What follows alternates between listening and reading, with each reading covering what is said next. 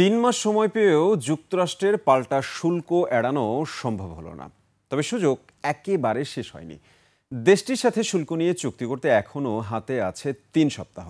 ব্যবসায়ীরা বলছেন ৩৫% শুল্ক কার্যকর হলে বিপর্যয় তৈরি হতে পারে। আর অর্থনীতিবিদরা বলছেন অন্তর্বর্তী সরকারকে দর কষাকষির মাধ্যমে সমস্যার সমাধান করতে হবে। তবে সরকার কোনো পক্ষের সাথে আলাপ আলোচনা করেনি। সাদাত হাবিবি সেতু রিপোর্ট। এপ্রিলে মার্কিন প্রেসিডেন্ট ডোনাল্ড ট্রাম্প বাংলাদেশি পণ্যে ৩৭% রেসিপ্রোকাল ট্যারিফ বা পাল্টা শুল্ক আরোপের ঘোষণা দিয়ে ৯০ দিনের জন্য তা স্থগিত করেন। এরপর থেকেই শুল্ক কমিয়ে আনতে ট্রাম্প প্রশাসনের সাথে দর কষাকষি শুরু করে বাংলাদেশ। জুলাই নাগাদ জাতীয় নিরাপত্তা উপদেষ্টা ডক্টর খলিলুর রহমানকেই এ নিয়ে বেশ সক্রিয় থাকতে দেখা যায়। ৩ জুলাই বাণিজ্য উপদেষ্টা যুক্তরাষ্ট্রে গিয়ে যোগ দেন সেই টিমে। বাণিজ্য মন্ত্রণালয় বলছে মোট ২৮ দফা ট্রাম্প প্রশাসনের সাথে বৈঠক করেছে বাংলাদেশের প্রতিনিধি দল। তবে ফলাফল শুল্ক কমেছে মাত্র 2%। এই নেগোসিয়েশনে এই পর্যন্ত যদি বলি যে খুব বেশি স্মার্টনেস আমরা দেখাইতে পারিনি। প্রথম 2 মাসে একজন নেগোসিয়েট করছেন, পরবর্তীকালে আবার এই পরিবর্তনে আর একজন গেছেন। এইটা একটা রং সিগন্যাল গেলেও যেতে পারে।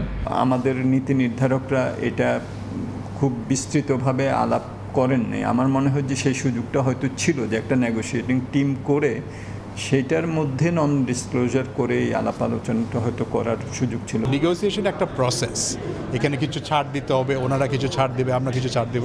যেহেতু সরকার এটা করছে না আমাদের স্বার্থে, এখানে একটা এনডিএ আছে, আমরা জানি সব কিছু হয়তো আমরা জানি না সরকারের কাছে কি চাওয়া হচ্ছে, ওনারা কি চাচ্ছেন। বিদ্যমান 15% আর নতুন করে 35, সব মিলিয়ে 50% শুল্ক যদি বাংলাদেশের উপর চাপানো হয় তবে সবচেয়ে বেশি ক্ষতিগ্রস্ত হবে তৈরি পোশাক শিল্প। 35% শুল্ক যদি থাকে ইউএস গুডসের উপরে, সেটা হবে বিপর্যয়কর আমাদের জন্য।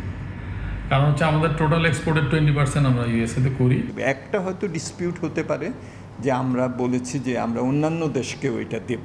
বিশ্ববাজারে বাংলাদেশের প্রতিদ্বন্দ্বী ভিয়েতনাম ঠিকই মার্কিন বাজারে শুল্ক কমাতে সক্ষম হয়েছে। ভিয়েতনাম আমাদের থেকে অনেক বেশি ফাস্ট, তারা আরও কমপ্লেক্স প্রোডাক্ট তৈরি করতে পারে, তাদের কোয়ালিটি ভালো এবং ভিয়েতনামে যাওয়া ওনারা পছন্দ করেন। তো সেখানে যদি আমাদের cost because of the tariff বেশি হয়, স্বাভাবিকভাবে ভিয়েতনামের এগেনস্টে আমরা প্রতিদ্বন্দ্বিতা হারাবো। বিশ্লেষকদের কাছে প্রশ্ন ছিল, এর পেছনে কি শুধুই মার্কিনদের বাণিজ্য নীতি জড়িত আছে নাকি অন্য কিছু?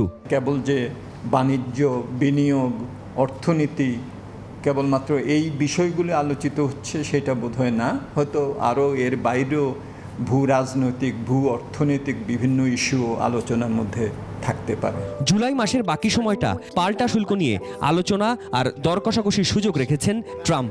এই সময়ের মধ্যে যুক্তরাষ্ট্রের সাথে একটি যৌক্তিক চুক্তিতে পৌঁছানো যাবে তো? সাদাত হাবিবি সেতু, 21 টেলিভিশন, ঢাকা।